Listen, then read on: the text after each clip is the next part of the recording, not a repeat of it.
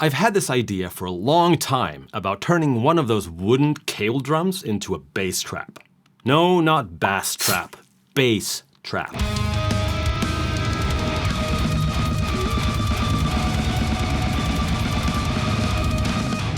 Only problem was finding one, as they're usually recycled by whoever has access to them, and I wasn't really interested in purchasing a few hundred meters of cable only to get its packaging, basically. Now for starters, what the heck is a bass trap? Well, first off, full disclosure, while I do have a degree in audio engineering, I graduated ages ago and would not consider myself an expert by any means, especially not compared to proper acoustics professionals. I do, however, have an understanding about how sound waves travel through space and time, so I'll do my best to briefly explain. Different materials have different characteristics when it comes to either transmission, absorption, or reflection of sound waves. Whether a sound wave is reflected, transmitted, or absorbed depends on the densities or the combination thereof of the materials used. Added to that is diffusion, which basically means bouncing or spreading a sound wave in multiple directions. So in other words, it's kind of the aftermath of reflection, I suppose. Simply put, sound waves bounce around freely in any room and can create unwanted distortion or byproduct unless controlled with carefully calculated means of sound treatment. The goal is to not have the room warp the sound in any way so that what is played through the sound source is exactly what your ears pick up, without being reshaped by surrounding elements. But there are many factors at play here. Not only surfaces of different densities, shapes, or angles, but also the equipment used to play the sound, for instance. I won't go deeper into that here, but there are a plethora of amazing YouTube channels out there explaining it way better than I ever could. So if you're interested, I urge you to do a simple search, you know how it works. In my specific case, I have an issue with both bad sounding reverb as well as standing waves here in my little YouTube studio. The latter occurs when you have two parallel walls, for instance, where the distance between the surfaces match a certain wavelength. Its amplitude will then essentially double, creating unwanted audible artifacts. Now, hiring a professional to measure your room's specific audio characteristics throughout the wavelength spectrum and calculate schematics for how to remedy them to achieve an optimal listening environment is crazy expensive and something only serious production studios usually do. But, as a rule of thumb, you should avoid parallel surfaces and furnish your space using as many different materials and shapes as you can.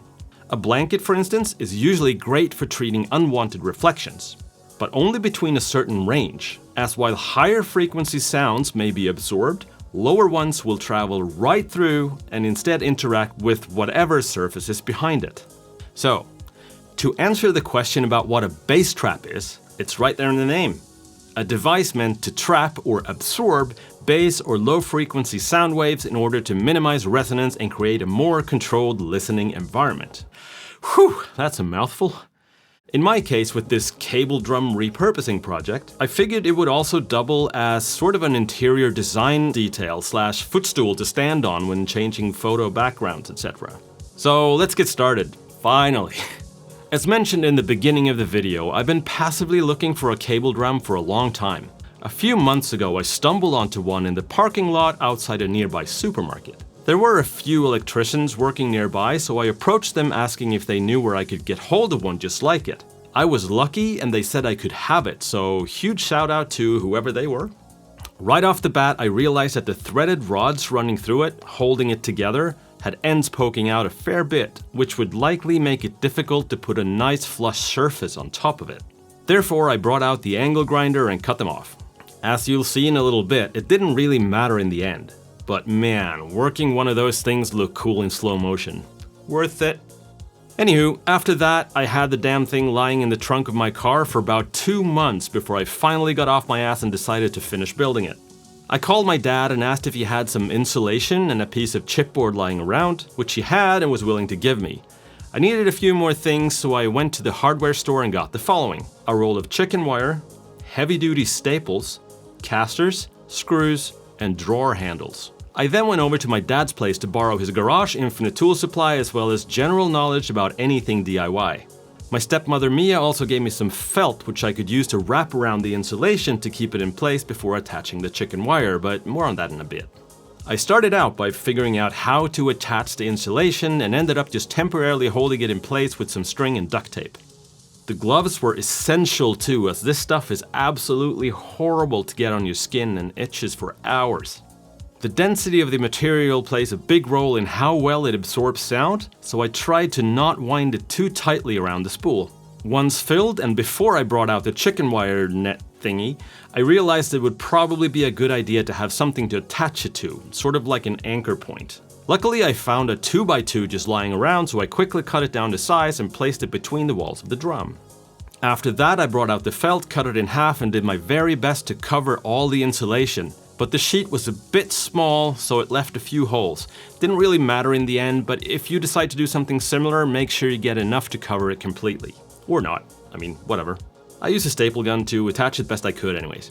Now it was finally time to roll out the spool of chicken wire. And for this bit, my dad came out to help, which made things a lot easier. Here it also became pretty obvious that the 2x2 wood beam was a fantastic idea, as it served as a solid starting point and helped keep the net nice and tight. In hindsight, I would probably recommend using a few of these spread out around the drum, like at least 3 or 4. Any excess materials were then cut off to keep things nice and tidy, even though it would soon be covered with cloth and not really be visible in the end anyways. For the underside, I simply covered the wood surface with a piece of fabric to later attach the casters and drawer handles on top of it to make it easier to both roll around as well as carry upside down. Nothing too fancy, but more on that in a bit. Topside, I wanted a round piece of wood to cover that rather hideous part of the drum. Also, it was pretty uneven, so I feared that whatever material I would later find to use as a finishing touch on top wouldn't be level. That's the purpose of the chipboard. To sandwich in between the layers, hopefully making for a better build overall. So I drew a rough line around the board, brought out the jigsaw and started cutting. It turned out pretty round and well enough, but Like I showed in the beginning of the video, there are 3 metal rods threaded through the entire unit holding it together. Even though I'd grinded the ends down with an angle grinder earlier, remember how it looked pretty amazing, even shot on my crappy old phone? The ends were still poking out a fair bit, making it difficult to attach the board without having it wiggle around.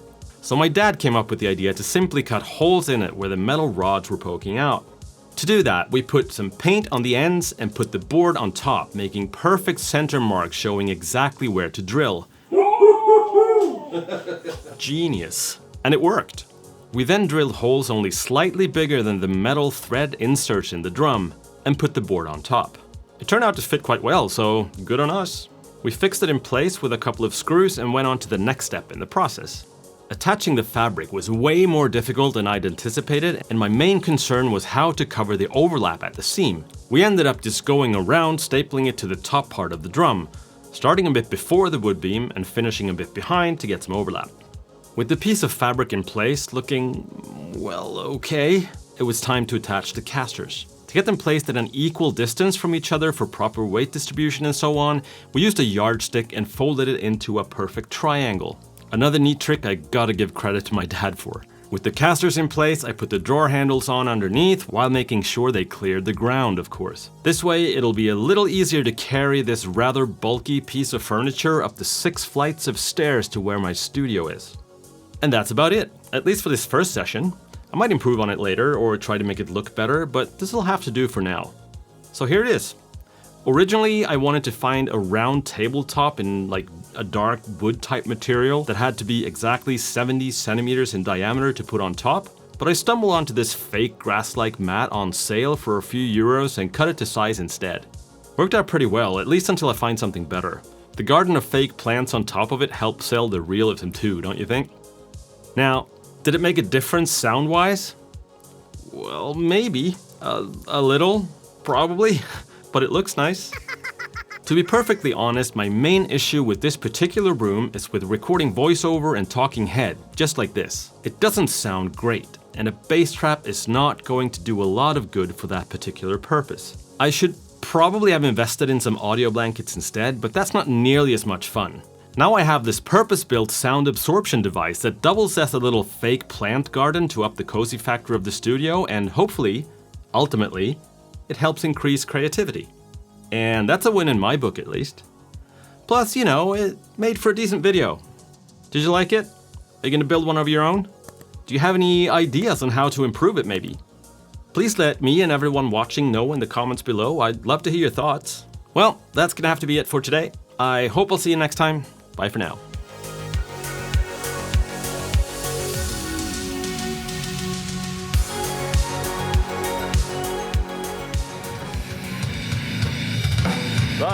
Hey.